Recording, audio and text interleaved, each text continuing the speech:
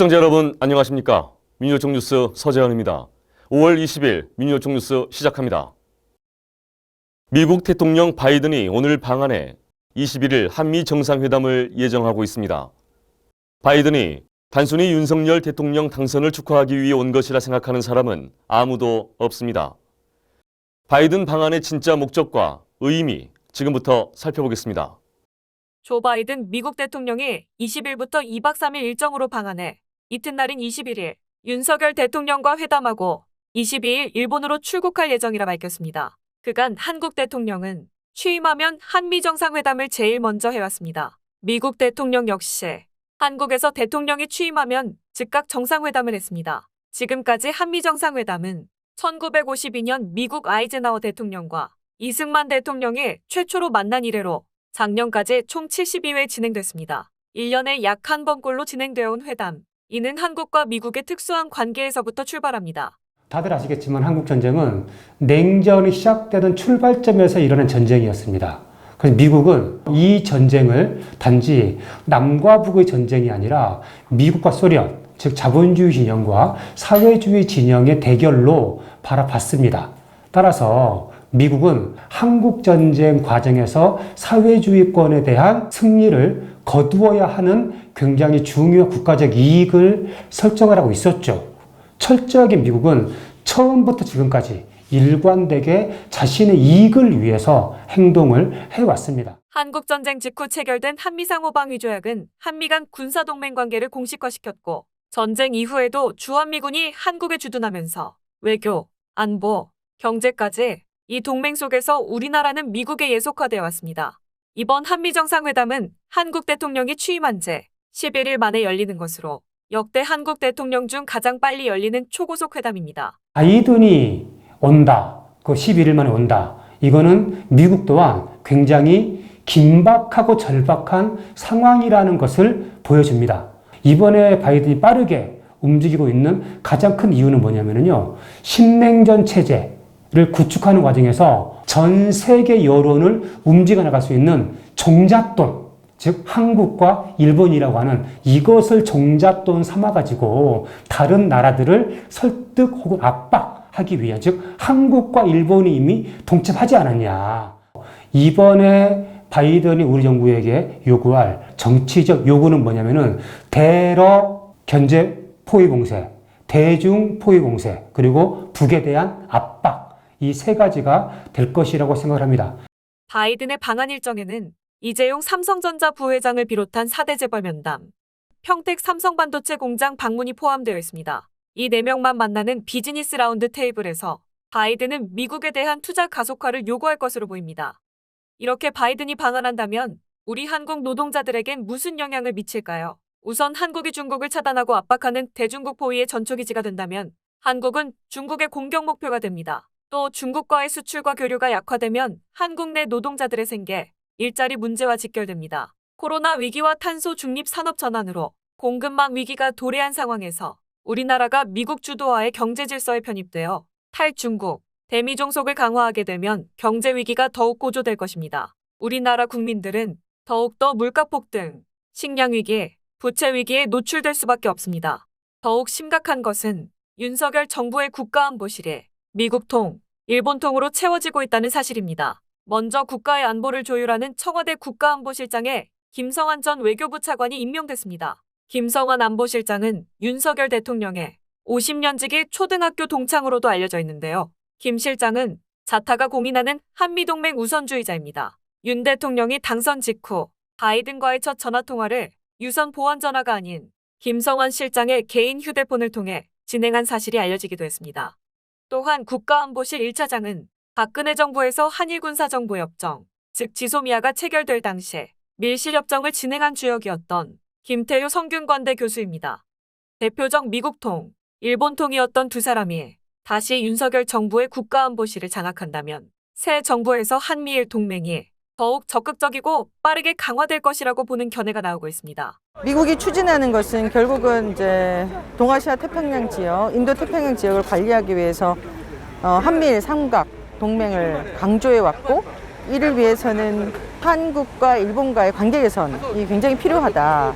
그래서 안보를 빌미로 과거사 문제와 인권 문제가 해결된다는 명분으로 또 거래되지 않을까 이렇게 생각합니다. 그리고 그를 주변에 둘러싸고 있는 인사들을 볼 때, 그리고 행보를 볼 때 우리가 원했던 정의로운 과거사 해결은 지난한 길을 걷지 않을까, 혹은 2015 한일합의처럼 굉장히 졸속적이고 피해자 중심의 원칙에서 어긋난 그런 협의가 진행되지 않을까 굉장히 우려스럽습니다. 결국 바이든의 방안은 중국과의 대결을 부추기고 북을 적대시하는 노선을 더욱 강화시켜서 굴욕적인 한미동맹과 더불어 한미일 삼각동맹까지 강화하려는 의도가 담겼다고 볼 수 있습니다. 우리는 이에 맞서 우리 민중들의 자주권과 생존을 위해 한미동맹을 폐기하고 민족의 화해와 협력, 자주적인 경제를 추진해야 할 것입니다.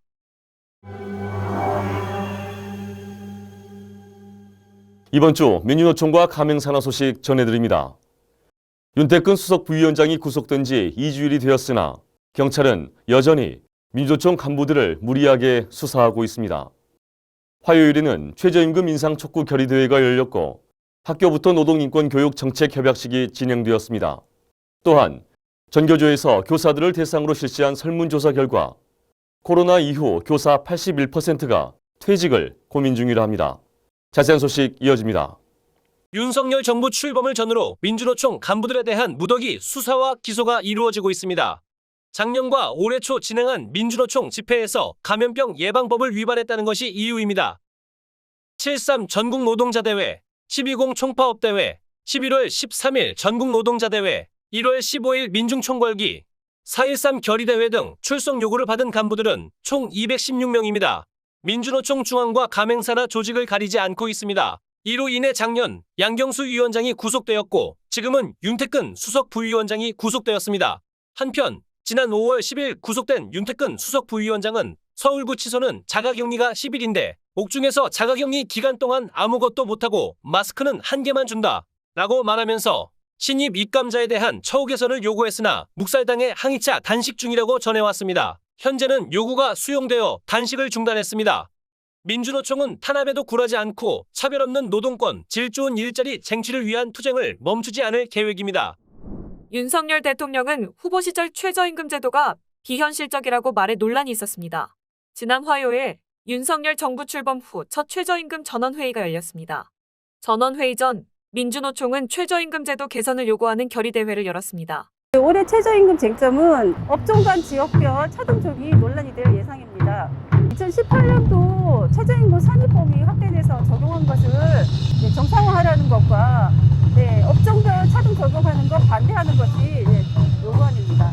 올해 최저임금의 최대 쟁점은 업종별 차등 적용 문제입니다. 최저임금은 저임금 노동자를 보호하는 제도인데 업종별 차등 적용을 하게 되면 노동자 간의 최저임금 기준이 달라져 불공평해지는 문제가 생길 수 있습니다. 정부는 최저임금 제도 도입 첫 해인 1988년 업종별 차등 적용을 했지만 저임금 업종을 기피하게 되는 현상이 있었고 객관적 기준 산출이 어렵다는 점 등을 이유로 이후에는 업종별 차등 적용을 하지 않았습니다. 두 번째 쟁점은 최저임금 결정 기준을 가구 생계비로 결정할지 여부입니다. 작년 1인 가구 생계비는 238만 원입니다. 하지만 2022년 월급 환산 금액은 191만 원으로 1인 가구 생계비의 81.4% 수준입니다.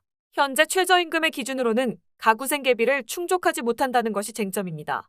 이 밖에도 도급인 책임 강화, 수습 3개월 노동자 감액 규정 삭제, 최고임금제 도입, 자영업자 및 영세기업 지원 등과 같은 쟁점 또한 화두로 떠오르고 있습니다. 윤석열 정부의 노동정책을 가늠하는 첫 시험대로서 최저임금을 둘러싼 공방은 더욱 치열해질 것으로 보입니다.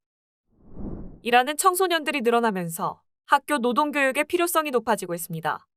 2019년 기준 청소년 고용률은 7.6%입니다. 이에 따라 학교에서 노동의 의미와 가치에 대해 배우고 자신의 권리를 당당하게 외치기 위한 노동교육이 반드시 이루어져야 합니다. 이번 지방선거에는 교육감 선거도 진행됩니다. 16일 오전 민주노총에서는 학교부터 노동교육운동본부와 전국 17명의 교육감 후보의 정책협약식이 진행되었습니다. 전국 59명의 교육감 후보 중 약 30%가 정책협약에 참여한 것입니다. 이번 정책협약에서는 2022년 개정 교육과정 총론에 노동의 의미와 가치가 초중고교 교육과정에 제대로 반영되기 위한 노력을 기울이자는 내용을 중심으로 노동인권교육 법제화와 시도교육청 노동인권교육 전문 담당자 전담부서 배치, 노동인권 교육 관련 예산 확대 편성 등의 내용입니다. 민주노총 지지후보인 조희연 서울시 교육감 후보도 이번 정책 협약식에 참여하며 자신의 결의를 밝혔습니다. 교육 문제가 노동 문제하고 분리되어 있지 않습니다. 노동이 극복하고자 하는 사회경제적 불평등과 다양한 사회적 차별 문제가 교육을 통해서 대물림되고 있습니다. 불평등에 맞서는 그런 교육감이 되겠다는 심정으로. 한편 학교부터 노동교육운동본부는 정책협약에 동의한 교육감 후보들이 당선된 후에도 정책협약 내용을 성실히 이행할 수 있도록 긴밀히 협조해 갈 것이라 밝혔습니다. 코로나로 인한 거리두기는 해제되었지만 그 여파는 학교에도 영향을 미치고 있습니다. 특히 교사들은 과중한 업무에 시달리고 있지만 아파도 아플 수 없는 상황입니다. 전교조가 5월 3일부터 9일까지 실시한 코로나 이후 교사 건강 실태와 지원 방안 요구조사에 따르면 코로나 장기화로 교육활동 이외의 업무 시간이 늘었다는 교사가 10명 중 9명에 이르는 것으로 나타났습니다.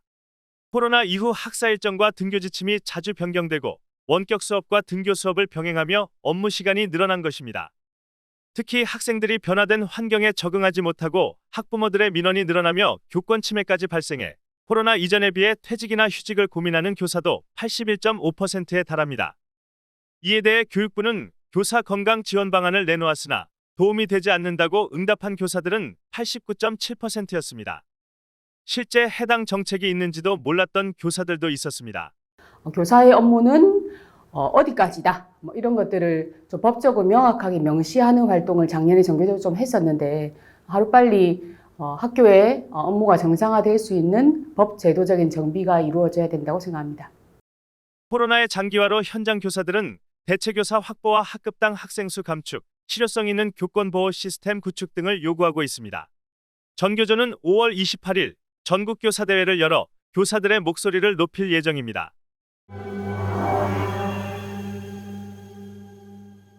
민주노총 뉴스는 한 달여 전부터 제8회 전국 동시지방선거 진보 단일화 소식을 전해왔습니다. 바로 어제부터 선거운동이 시작되어 20일 오늘을 기준으로 본투표를 12일 앞두고 있습니다. 19일 오전 제8회 전국 동시지방선거 선거운동이 시작되었습니다. 이번 지선 선거운동은 이달 말까지 진행됩니다. 이번 지방선거는 윤석열 대통령 취임 이후 20일 만에 치르는 선거로 대선 결과에 영향을 받을 것으로 보입니다. 민주노총과 4개 진보정당은 4월 7일 기자회견을 통해 진보 단일 후보를 배출하고 전폭적으로 지지할 것을 발표했습니다. 단일화된 후보는 진보 단일 후보로서 선거운동을 펼칠 것이며 각 정당과 민주노총은 총력을 다해 지지하고 지원할 것입니다. 또한 민주노총과 진보정당을 중심으로 지역별로 연대를 더욱 확대해 나가겠습니다. 이번 선거에서 민주노총 후보, 민주노총 지지 후보는 서울시장의 권수정 후보, 광주시장의 김주업 후보, 전남도지사의 민점기 후보, 경남도지사의 여영국 후보, 대구시장의 한민정 후보, 부산시장의 김영진 후보, 서울교육감의 조희연 후보, 인천교육감의 도성훈 후보, 충북교육감의 김병우 후보, 대전교육감의 성광진 후보, 세종교육감의 최교진 후보, 광주교육감의 정성웅 후보, 전남교육감의 장석웅 후보, 울산교육감의 노욱희 후보, 경남교육감의 박종훈 후보, 강원교육감의 문태호 후보, 전북교육감의 천호성 후보를 포함하여 총 345명입니다. 지방선거 또한 노동자 민중의 의제는 실종되고 기득권 양당의 이전 투구만이 이루어지고 있습니다. 특히나 국정과제 발표에서 볼 수 있듯이 윤석열 정부는 노동에 대한 공격을 예고하고 있습니다. 그래서 이번 지방선거는 노동자들의 문제, 민중들의 문제를 어떻게 부각시키고 의제화하는가가 굉장히 중요한 문제입니다. 조합원 동지들, 진보정당 후보들에게, 진보 단일 후보에게 힘을 모아주십시오. 그것이 노동자들의 문제를 전면화하고 우리의 요구를 실현시키는 과정이 될 것입니다. 이번 지방선거 사전투표는 27일 금요일, 28일 토요일 이틀에 걸쳐 오전 6시부터 오후 6시까지 진행됩니다. 사전투표는 주소지와 관계없이 전국 사전투표소 어디에서나 가능합니다. 본투표 당일 투표가 어렵다면 진보 단일 후보 당선을 위해 27일, 28일 사전투표 기간에 꼭 투표에 참여해 주시기 바랍니다. 지금까지의 기득권 양당 정치로는 불평등한 세상을 바꿀 수 없습니다.